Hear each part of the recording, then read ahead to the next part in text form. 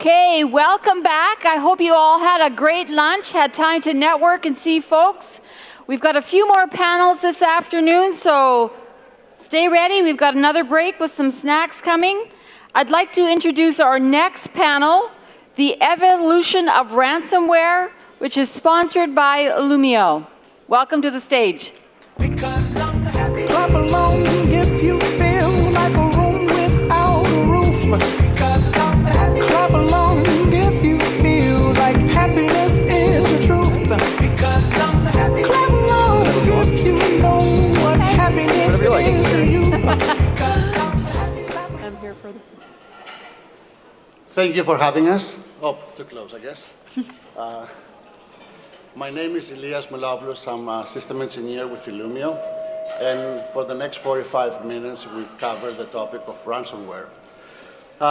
Over the last few years, ransomware events have grown increasingly sophisticated and more aggressive, I would say. From the emergence of ransomware as a service to double extortion threats, the speed and scale of these attacks have become at aggressive levels, and we know that we have seen actually that a ransomware attack hits every 14 seconds worldwide.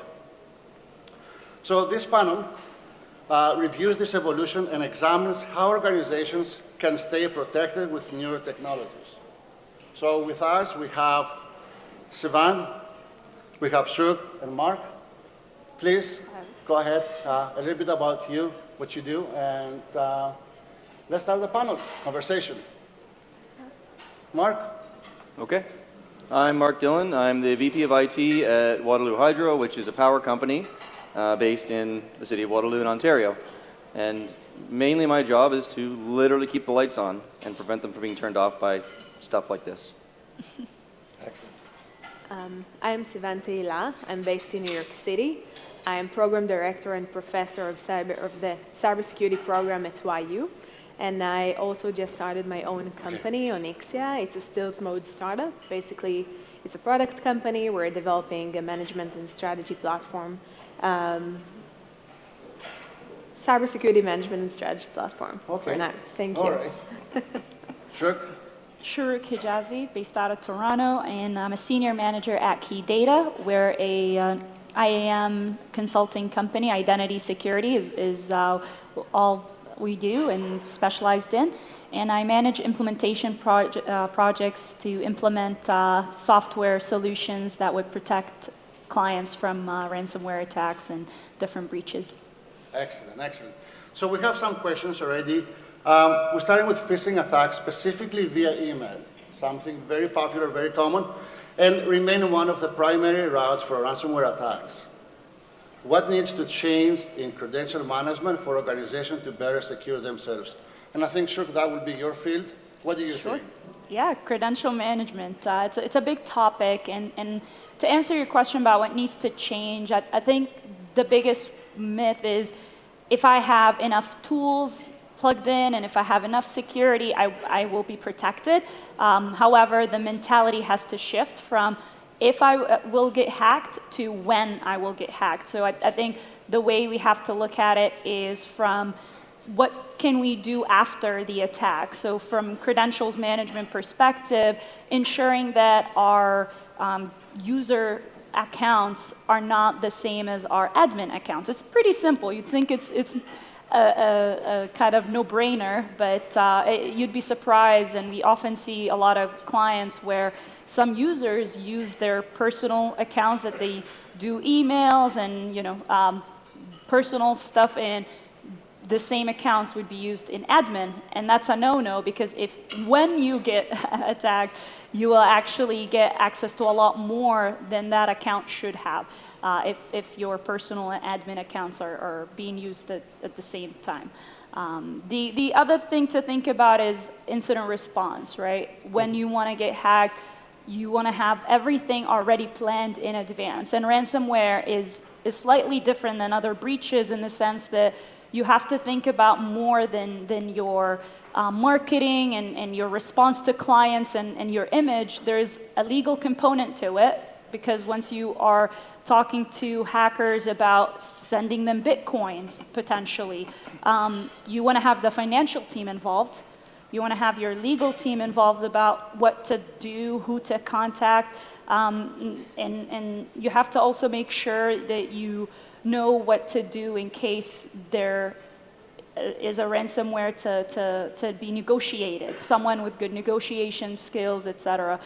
So thinking about the aftermath and protecting for what happens after you get hacked is the best way to make sure that you're not just preventing, but also able to respond in a secure manner. Excellent, excellent.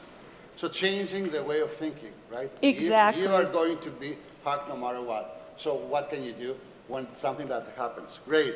So maybe that's zero trust. Something that the next question is, how does zero trust architecture assist with reducing the exposure and attack surface? Sivan? Yeah, sure. I like to speak about zero trust. I was working in this field for a while. The way I see that is that, like everyone else, we understand that ransomware attacks increased, and basically with the rapid adoption of cloud-based solutions, we also need to adopt new methodologies and architectures to protect ourselves. The whole concept of zero trust basically came up because of this need. The traditional legacy solutions are not relevant anymore. And when we're talking about zero trust, we usually talk about three main components of zero trust. First, we verify the identity of the user, then we verify the device, and then we're creating microsegmentation of the network to basically prevent lateral movement of an unauthorized user. So the whole concept of microsegmentation and identity access management used to be done in legacy solutions as well, but the what's innovative about this concept is that we can basically combine all these components and make them relevant to this new world, to this new cloud-based world. So I believe that more and more companies will have to not only adopt new technologies, but also new models and architectures in order to keep up with their security and with, again, the evolving external and internal environment and threats. Thank you. And I think what you said really makes sense. Visibility. You got to know what you have, that cliche that how can you protect if you don't know what you have? It's applicable, right? Visibility, understand what you have, and then preventing that lateral move. Stop that thing. Zero trust. You don't trust anything. Only what you allow, right? Based on the visibility. Great, thank you. And we talk about agility, we talk about the COVID, right? So we're in this hybrid environment, this type of thing that now you're on the cloud, you're in the hybrid. So Mark, can you comment on how remote and hybrid work environments have made much more challenging to protect against ransomware attacks? Oh, for sure.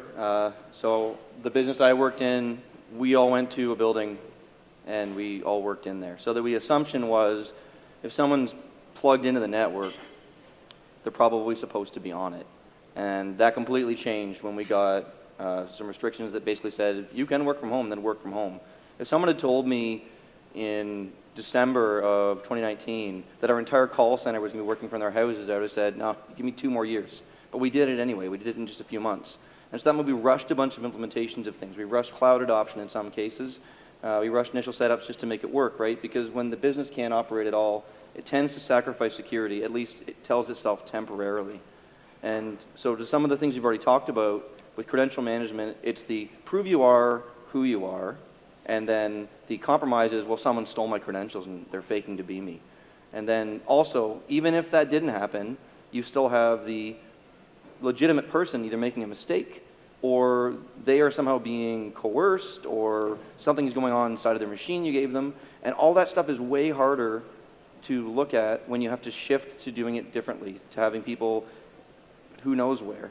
When you're used to a central point of connection, like a firewall to go in, hitting against our authentication servers that we manage and we run and we have visibility 100%, and you're accustomed to being able to look at one place, and now suddenly you're looking at 20 places. And then you're implementing something like a VPN to get into a building, but you don't think about stopping them from getting the internet through a regular way. So it's called a split tunnel versus not. We might have policies in our workplace that say, you can't go to these social media websites. But now this person's at home on their own internet. So you can't, there's really no mechanism to enforce that. And simple things like the papers they would leave on their desk when they're working, now they're on their desk at home. And are they really considering the confidentiality around that? So there was a ton of challenges we didn't expect, even just as simple as inadequate bandwidth. If you force everyone through a tunnel to be safe under the glass of all of your protections, then suddenly all their Zoom calls are dropping. So these are all a bunch of things that have happened to us. So what do? You redesign the network? You just trying to improve what you have? Like, what do you do in this scenario? So the truth is, and I think everybody did it, is compromise security, at least in the beginning. Let things, because no matter how safe something is, it's not useful to you if it does nothing for the business. So the business will tend to compromise security to make functionality possible. If people can't work because of your safety protocols, they're initially going to drop some of those safety protocols. And so I think the big message is we have to go back and look now, because we've got this, I guess what I'll call like a data sprawl hangover, where everyone's using their personal Dropbox and their drives. We know we all are. We're using consumer tools on personal accounts for day-to-day business, because when we went to work remote, many of our businesses were not set up to actually help us do our job. So we said, I'm just going to get my job done anyway. Gotcha. Thank you. Thank you. I would love to add here, if I may. Yes, please. I think that when it comes to ransomware, we always need to think from, obviously from the security perspective, the CISO perspective, but the user or the end user is the main threat, because that's where hackers basically can take advantage of their vulnerabilities. And talking about hybrid environments and people work remotely, I think what at least we've done in my company and with my customers is to, again, we can't talk about ransomware without mentioning training and awareness programs, but we were really trying to make any employee as his own CISO. And we were really trying to help them understand how they can protect themselves in their home, explaining them about firewalls, how they should implement their own VPN or any other zero trust remote access solution, and not only from the company's perspective, but also explaining them how it can affect them and how important it is for them to be more secure. And I think by that, like really giving them the opportunity to learn, and we really call them like you're your home CISOs, like any employee became a home CISO.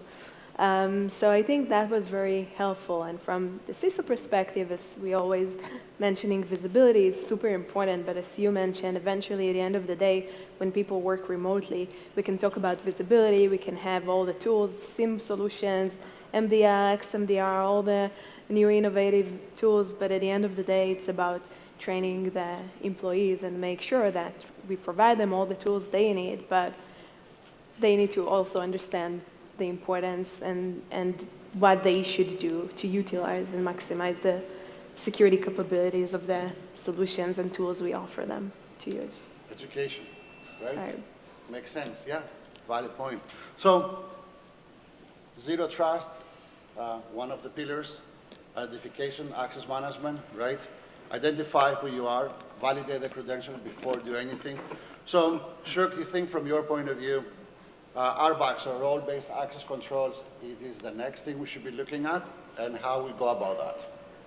For sure. In terms of identity and access management, there are a couple of things to think about. If you look at ransomware kill chain, it starts in different ways. You can go through phishing like we asked about earlier.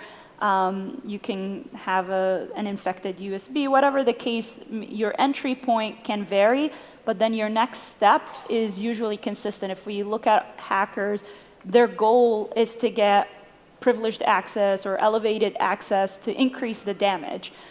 So the first thing to look at from IAM perspective is role-based access management to make sure that the first credential that gets hacked is not a disaster, right? You don't want your first entry point to be already an admin account. And that's where my point earlier about separating your admin from your personal account comes into play.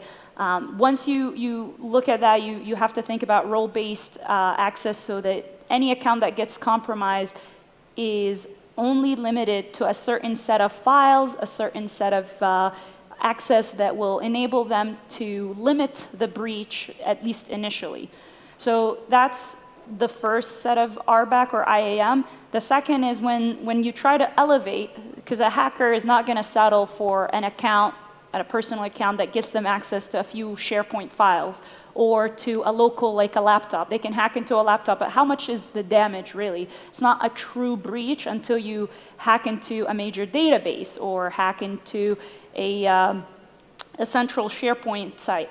And in order to do that, they're going to start lateral movement. And that's where zero trust comes in. That's where controls from IAM perspective, like MFA, remote session management, endpoint management, all these are controls to prevent an attacker from easily going from one machine to the other. If they can face MFA, credential protection on the next endpoint, then they'll be stopped. But not everything is MFA. You have to think about it. Like when you're accessing a file on a desktop system or you're trying to open an application, you don't get MFA'd. So there's more to it than just MFA and role-based access management. There are specific controls and privileged access to enable protection when you're trying to elevate your access. So we partner at Key Data with different vendors that are actually present in the conference, and they may talk about their solutions later. But all they do is make sure that if you're trying to reach something sensitive or you're trying to elevate on your access on an endpoint machine, there is a monitoring system in place to stop it and log the incident. So those are some controls in preventing lateral movement in order to at least contain the breach, because it's very difficult to, as I mentioned earlier, to prevent all breaches. At some point you will get hacked. So let's at least think about when we do get hacked, how can we limit the breach so that only a few files or something personal is exposed, not your entire company's data at jeopardy. So best practices, right? Have Yeah. these ACLs in place where you think it makes sense, have your groups, and then from groups they're control access. Give them only what they need. Exactly. Right? Least privilege. I think Least you'll privilege. hear the words across the conference. Least privilege, need to know principles. They're all basic common sense that we can implement in our day-to-day activities and operations as individuals. Along the theme of zero trust. So you don't trust anybody only when you're having an allow model, like the access. You just allow the bare minimum, the same thing, right? The least privilege. Exactly. So if money, not an option, what would be some of the challenges you think you face, Mark, trying to deploy new identity or anything along the segmentation solutions? Yeah, so it came up in the last question. So we have legacy systems. Mm-hmm. And so back to zero trust, I mean, the whole idea is I don't trust you, just implicitly. And that's like honestly hard to hear because I work for you. What do you mean you don't trust me? So you get to the front door, it's like, key fob, I don't trust you. You need to show that you're there. Get to your computer, you have to log in. I don't trust you. Show me that you're you. And there's a bunch of neat things we can do to make that less painful, like really elegant multi-factor authentication that says, well, you usually use your computer around this time, and you're usually doing this day, and it's from the place you normally do when you're already logged in, so I'm not going to bug you. Versus, I'm just going to set it to your phone every single time. And so one of the things we do at my work, whether it's over drinks or it's a formal meeting, is sit down and we say, how would we hack into ourselves? What would we do? What's our attack surface look like? Where's the easiest places to get in and do the most damage? And it's kind of irritating that the place where the most damage can be done are the legacy systems, because that's where the most business data is, but it's also the least mature system. And the reason for that, the reason that the systems don't evolve and don't become better is because we're so short on technical resources just everywhere. There's always projects that need to be done for the new thing, and the legacy system is always accepted as, well, we have that. So the best you can do is wall it off and just treat it like it's toxic, but everyone needs access to it. So you can't tell them you don't trust them the same way, because at some point I tell you I don't trust you, I'm just not giving you any tools and you can't do your job, and then the business says, well, no, we need to reverse that. So you want to be able to challenge people in an intelligent way, and it really comes down to these legacy systems that we can't we can't get them to behave the way we want. You can't do SAML, you can't do OAuth, you can't do SSO. Sometimes they won't even go to a central authentication location, so they've got their own separate username and password for this one system, and then that comes down to the password sharing and then sticky notes and the, oh, well, that's an exception to our policy. You'll hear over and over again, every security policy we bring in, if there's an old legacy system, it's like, well, it's got an 8-character password limit, or, stupid stuff like that. And the businesses just live with it, and so if I had all the funds I needed, the first things I would go after would be those legacy systems which contain the most beautiful data from a hacker's perspective. The thing that I would want to shut your business down and ransomware you would be to encrypt that database and tell you can, and we might pay, right? So everyone has cybersecurity insurance, but have that conversation internally. Would you pay? Pretend tomorrow that you actually have this note. What are you going to do? Who needs to be involved? I heard it mentioned, finance people, negotiating people, legal team. This is not a technical decision. So that's the kind of conversations you need to have, and maybe while you're having them, they might say, well, what if you had 2 more security people instead of tripling our cyber insurance? So that's what I would do. Yeah. If I may add to that as well, I think one of the biggest challenges we're also seeing with COVID and what Mark mentioned earlier about people working from home, it makes it difficult to control all these internet-connected devices. So I think IoT is becoming a widespread attack threat vector for attackers to target in order to get into your network. Because we all know about phishing, but there are also a lot of devices at your home out there, like your smart TVs, your thermostat, all these are sitting there with probably their default password. How many of us, maybe not this security conference, but other conferences for the people who are not in the security field, get a router, get a smart TV, and never think to change, the default settings or default password. I use a sticker with a default password. Yeah, so that has become a much more challenging threat vector to protect. And the other one I just thought about from COVID time is the people factor, right? People were more incentivized to click on things that are related to COVID. Studies have actually shown a huge hike in ransomware and phishing attacks just because of COVID-related, mask-related websites. So there's a psychological element to human, activities, and you're always going to feel compelled to click or to interact with something that seems legit from the health ministry, or getting more info about your coming back to work plan. Like a lot of people sent emails saying this is your next schedule to work from the office. These are really good bait clickers that have made it much more difficult to make people secure at home. Good point. And if I may add something to what you both said, is legacy applications. What about these applications in-home, in-house, and nobody's around. Nobody knows how they were made, how they were architectured. Nobody knows how they communicate with what. So it goes back to visibility, to zero trust, to everything and anything we said so far. Great, great.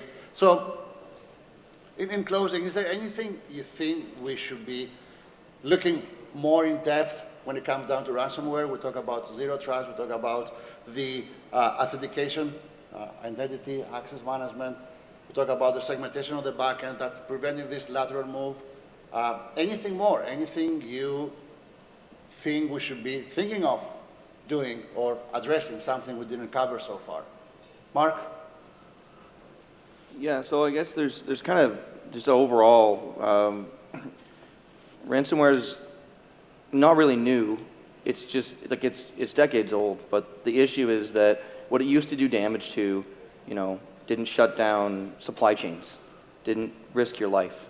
And so in our haste to make everything digital, which I think is great, I would never call a pizza place if they don't have an app. I'm not ordering pizza from them. But in the haste to make that available to the market, we have been probably less careful than we need to be. So ransomware seems like a bigger deal because it shuts parts of your life down. And so hire more security people. Good point. Siobhan, anything from your side? Again, training and awareness is one of the most important things when it comes to ransomware. Ransomware attacks can be done by APT hacking groups, very experienced groups, or by a kid who is trying to prove that he's able to attack, I don't know, a financial institution or a government office or things like that. For us, from the security team perspective, we need to put and invest the same efforts in both cases.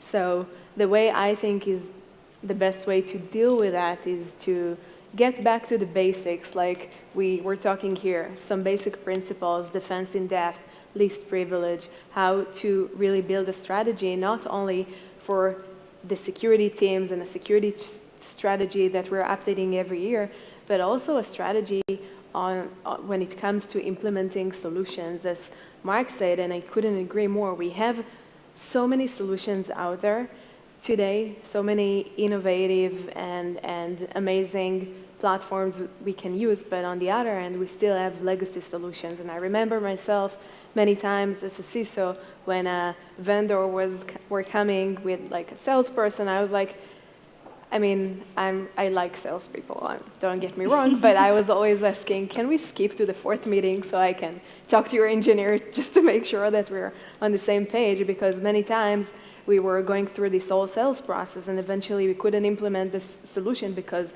we couldn't integrate it with some existing legacy solutions. So I really believe that doing this plan in advance before we're choosing to implement a new innovative solution is key, but it really can affect the whole strategy and the whole environment. So we need to keep that in mind. So strategy is key, and again, all the other things we mentioned, consolidated dashboards, visibility, basic the terms that we need to include in this strategy. And I think eventually that's the challenge of the CISO, and it's not going to, and security teams, it's not something that we're going to stop dealing with. The threats are evolving in the same way as the security solutions are evolving. So that's why we're here for. But so that's really significant what you just said. What she just said was they were going to implement this thing they'd selected, and then they didn't. And so I really regretted not saying, don't just hire people, you have to actually listen to them, right? If you're willing to reject this product that you need because it doesn't meet your security standards, that's a really mature business. Most businesses, smaller ones anyway, don't even involve their tech people until it's time to install it. I agree. Good point, good point. Yeah. Anything you want to add? Sure, yeah. I think one of the themes we're hearing is that ransomware, even though it's old, it has evolved tremendously. And I think it has become much more complex. Back in the day, maybe like 5-10 years ago, people were not as scared about ransomware because we thought, okay, what's the worst that can happen? You're going to encrypt my databases? Sure, encrypt them. I'm not going to pay you a ransom. I'm just going to get my backup up and running, and you can wipe out my current databases. But now we're actually seeing new variants of ransomware that is smarter than what we anticipate, and they already go after your backups. So your backups are no longer the solution. You have to think about what else can you do to make sure that even if they reach your backups, you have a backup of a backup or some sort of plan C, not just plan B. That's pretty much it. Yeah, valid points. And one other thing maybe, if I could add, is while you're learning your environment, while you're trying to get this visibility up and running, before you're making this policy, there are a few things that everybody's going after, like the usual suspects. You're having the RDP. Not everybody in your environment needs to have access to the server. Block it from the get-go. FTP, TFTP, Telnet, SSH. Control it from day one. Zero trust. Right? So, thank you. Thank you so much for the insight. Thank you. Hope you enjoyed. You got something? Thank you. So what's next? I guess we leave now. Okay. Yeah. I just wanted to add that we have during the break, we're doing a a tabletop game. We still have 2 spots left at it if anyone wants to join. It's just upstairs above Weesis. Where's the mark? It's just through there and up the stairs. Okay. We're going to run a simulation in person, and we have 4 spots, 2 are filled. So if anyone wants to come join us, and what we do is we play through a scenario where we actually live through a breach.